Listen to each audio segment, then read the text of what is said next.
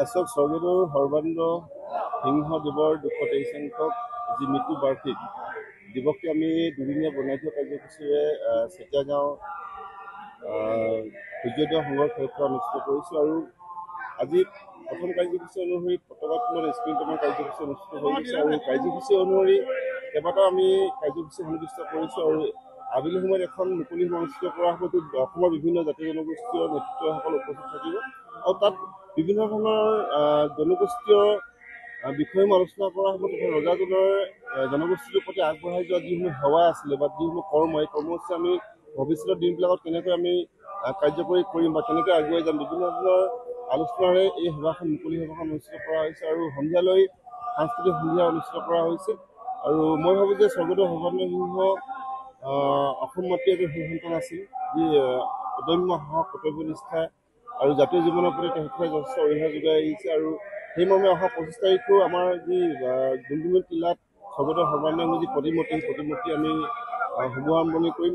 ভাৰতৰ কেবিনেট মন্ত্ৰী সৰ্বানন্দ সোণোৱাল ডাঙৰীয়াই শুভোদ্বোধন কৰিব আৰু তাৰ পিছতে আমাৰ বিভিন্ন অনুষ্ঠানসমূহ আমি অনুষ্ঠিত কৰিছোঁ আৰু গধূলিলৈকে অসম চৰকাৰৰ কেইবাগৰাকী মন্ত্ৰী অসমৰ কেইবাগৰাকী বিধায়ক উপস্থিত থাকিব আৰু এখন মুকলি সভা অনুষ্ঠিত কৰা হ'ব আৰু সেই মুকলি সভাটো মই ভাবোঁ যে বিভিন্ন ধৰণৰ বিষয়সমূহ আমি আলোচনা কৰিম পুংখানুপুংখভাৱে আৰু ভৱিষ্যতৰ দিনবিলাকত জনগোষ্ঠীটো কেনেকৈ আগুৱাই যাব বা ৰজাজনে জনগোষ্ঠীৰ প্ৰতি আগবঢ়াই যোৱা বা ৰাইজৰ প্ৰতি আগবঢ়াই যোৱা সেৱাসমূহ কি ধৰণে ভৱিষ্যতে আমাৰ সমাজে আমি অন্তৰ্ভুক্ত কৰিম বিভিন্ন বিষয়সমূহৰ ওপৰত আমি আলোচনা কৰা হ'ব আৰু ভাবোঁ যে এই দুদিনীয়া বৰ্ণাঢ্য কাৰ্যসূচীৰ যি ধৰণে শুভাৰম্ভ হৈছে আৰু খুব সুন্দৰভাৱে পৰিসমাপ্তি ঘটিব বুলি মই আশা ৰাখিছোঁ।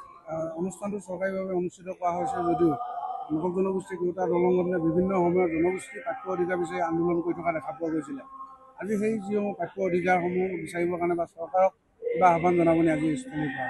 চাওক, মটক জনগোষ্ঠীৰ আটাইকেইটা সংগঠনৰ মূল দাবীয়ে হৈছে জনজাতিকৰণ। জনজাতিকৰণৰ বিষয়টো বৰ্তমান কি পৰ্যায়ত আছে সেই কথা আমি অসমৰ ৰাইজক কোৱাৰ প্ৰয়োজন নাই বুলি ভাবোঁ। অসম চৰকাৰে বাৰে বাৰে প্ৰতাৰণা কৰি আহিছে জনগোষ্ঠীটোক, বাৰে বাৰে তেওঁলোকে ডেডলাইন বান্ধি দিছে, তেওঁলোকে সময় বান্ধি দিছে। তাৰপিছতো যে এই জনজাতিকৰণৰ বিষয়টো আগবাঢ়ি যোৱা নাই তাত আমি ক্ষোভিত হৈছোঁ আৰু মটক যুৱ ছাত্ৰ সন্মিলনে লগতে মটক জনগোষ্ঠীৰ আটাইকেইটা সংগঠনে যিহেতু এই ২০২৫ বৰ্ষৰ অক্টোবৰ মাহৰ সময়সীমা আমাক অসমৰ মাননীয় মুখ্যমন্ত্ৰীয়ে আমাক বান্ধি দিছে, তাৰপিছত যদি কোনো ধৰণৰ ফলাফল আমি নাপাওঁ তেনেহ'লে আমি আমাৰ আন্দোলনৰ বাহিৰে কোনো বিকল্প ৰাস্তা নাথাকিব। গতিকে আমি আন্দোলনৰ পথ নিশ্চয় বাছি ল'ব লাগিব। গতিকে আমি সেই অক্টোবৰ মাহটোলৈকে আমি ৰৈ থাকিম বা চাই থাকিম। পৰৱৰ্তী সময়ত কিন্তু আমাৰ গণতান্ত্ৰিকভাৱে আমাৰ আন্দোলনখিনি জোৰদাৰভাৱে আমি আগবঢ়াই লৈ যাম।